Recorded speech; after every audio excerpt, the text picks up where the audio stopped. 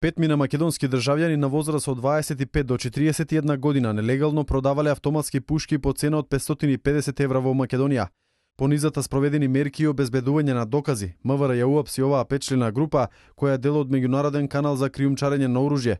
Криминалната група оружјето го набавувала од Албанија, а во тек на месец август полицијата кај нив пронашла автоматски пушки од кинеско потекло и 30 куршуми со 2 рамки.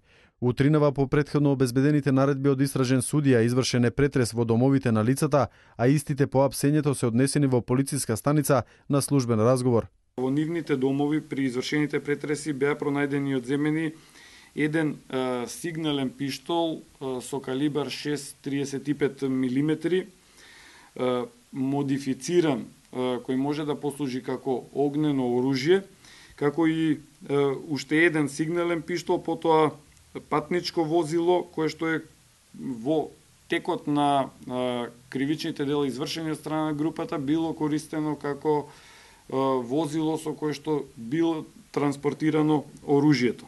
Петмината пријавени по поднесената кривична пријава ќе бидат изнесени пред истражен судија.